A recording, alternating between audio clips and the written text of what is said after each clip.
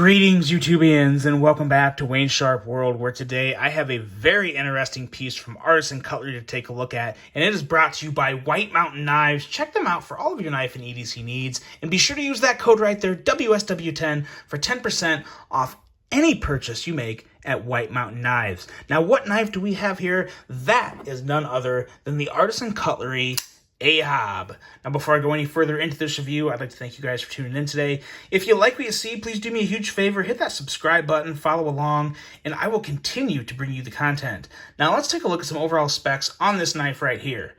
We have an overall length of 7.9 inches, a blade length coming in at 3.31 inches, and a blade width of 1.32 inches, so a considerably wide blade, but a blade thickness at only 100 thousandths. So, yeah, 1.32 inches, 100 thousandths. Pretty darn slicey. We have a blade material of AR RPM 9 steel, which is a proprietary steel used only by CJRB. Please excuse the cat hair. Did not come with the knife, so no worries there.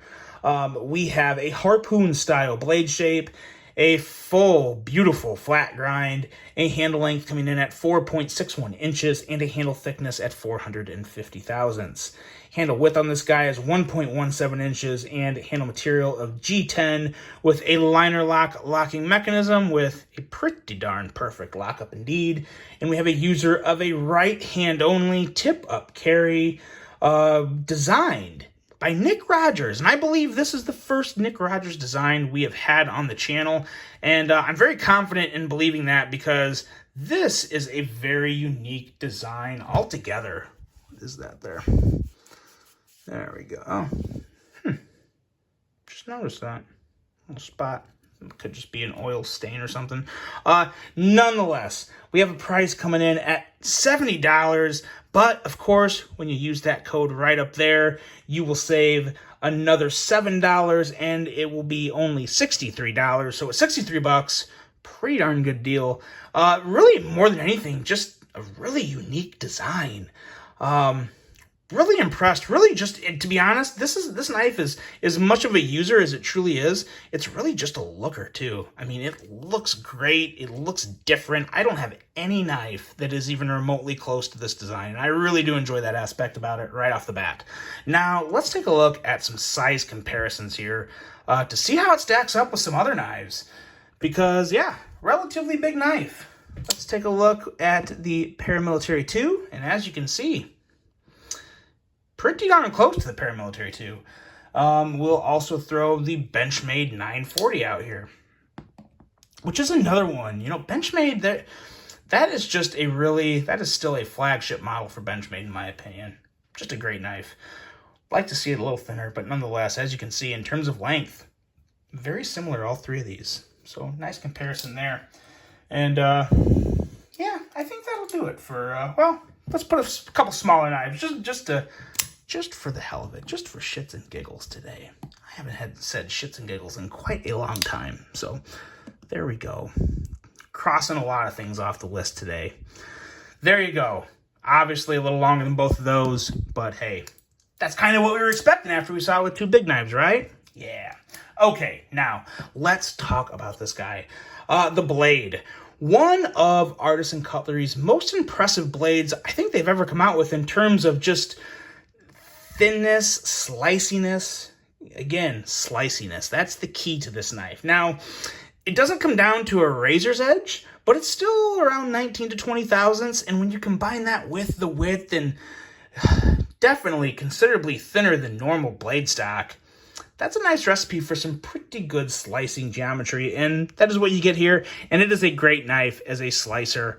Very interesting blade shape with that harpoon. The harpoon really does give it most of, if not all of its character.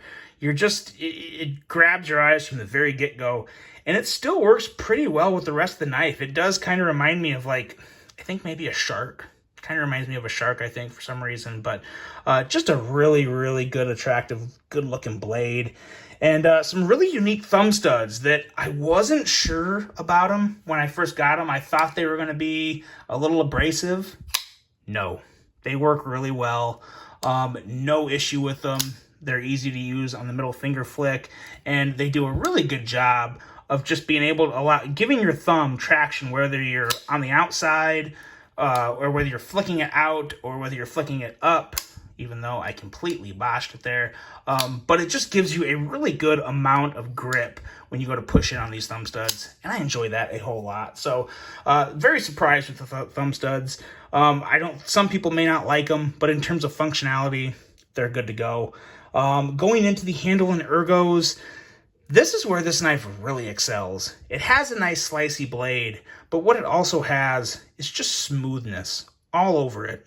There's not a point anywhere that you feel in your hand when you're holding this knife. Even back here, I mean, it's technically rounded, but it's still somewhat of a point. But you don't get pressure, even though it is kind of pushing into my palm there. No hot spot, nothing. Still nice and smooth. So I really do enjoy that. The one thing about the handle that I don't really enjoy all that much are these screws. Now, I don't mind them being there. Obviously, they kind of have to be. But they stick up more than I would prefer. I would much rather see those screws sunk all the way into the handle and be flush with the handle, because you do feel those screws a lot more than you would think. Now, no hot spot, of course, but it's just you have these nice smooth handles and then you can feel the screws. So if there's any drawback with this knife, it's definitely with those screws right there. Kind of wish they were sunk down a little more. But other than that, a lot of good things to say about this handle. Feels good. Love this pocket clip. I think it looks fantastic. Goes in and out of the pocket with ease. And I also I love how they covered up that screw with that clip. That was very smart there. They lined it up right over it, did an excellent job. So I really do appreciate that little attention to detail there. Access to the liner lock is very nice. Pretty easy to use. I will say you have to push a little harder than normal to close this liner lock. And I think it's just because they kind of put a bevel there, but it wasn't like a really wide one. So it's, even though it's there, it's kind of like it's not, but you still have to push hard, if that makes sense. And you just got to get past the little stop there. But no, it's good. I mean, not great, but it's good. It's not something that I would be like, you might want to watch it. This is annoying, but it's not. It's bearable. No real issue there. Ooh, caught the board there. Overall, very solid in the handle and ergo department as well. And what else? One last thing in terms of the handle and ergo. Is there something there that looks a little different? There's a hidden pivot here. So the pivot is actually, if you look right here, the pivot's about right here. So I'm assuming if you take these scales off, you're going to see a hidden pivot, which is nice. This is obviously running on bearings, so nice, smooth, easy deployment. And it's kind of nice to see that hidden pivot. I do like that. I wouldn't be opposed to seeing that on more knives, to be honest. It's a very clean approach, and it completely eliminates even the possibility of any kind of annoying branding on the pivot, which you guys know is usually a trigger for me. So glad to see that gone, glad to see it hidden, and I think they did a really good job. If they just bring those screws in a little more, you'd have a darn near work of art here. But very nice job overall on the handle. And going into the action, it's good to go. I mean, it's smooth. It's typical artisan cutlery, and that's pretty damn good. It's by no means a bad thing. It's very, very solid. Blade centering is on point. Blade centering is perfect. Even after all the fidgeting and carrying and testing I ran this guy through, it did a really good job. Blade held up. So yeah, it's not really anything super negative to say about it outside of the screws. And I'm assuming, I wonder if I can clean that off. I don't know what that is. Not sure what that is, but whatever. Yeah, overall, it's good. I really do enjoy the middle finger on this. The middle finger flick is good. And once you get used to it, it's also a good knife to just even slow roll, because the thumb studs add such a good amount of grip. You don't feel like your thumb is wobbling around on the thumb stud as you are deploying it. Just very, very nice, smooth to roll that blade out. And yeah, a lot of fun ways to deploy this blade. Overall, I'm very, very happy with this. Really enjoyed this model. There's every angle too. Every angle you come at with this knife, it just looks good. looks good and unique. There's a lot of knives out there these days. There's not many times you see one that looks like a true one-of-a-kind design. And I kind of get that vibes with this, so I do enjoy that a whole lot. I'd also be really interested to see what it would look like if you got rid of the harpoon and just made it a little more cleaner, classier drop point. That could be pretty cool too. But even as is, I'm digging this one. I really enjoy it. I would recommend it, and if you're looking to check out an Artisan Cutlery model, this is definitely one I'd recommend. Definitely one I think it's going to do pretty well, and it's got the Wayne Sharp World seal of approval. But there's that, guys. If you've already handled this knife, if you've had one before, let me know what you think of it. Hope you guys enjoyed this one. Hope you have a great rest of your day, and until the next one, I'm out.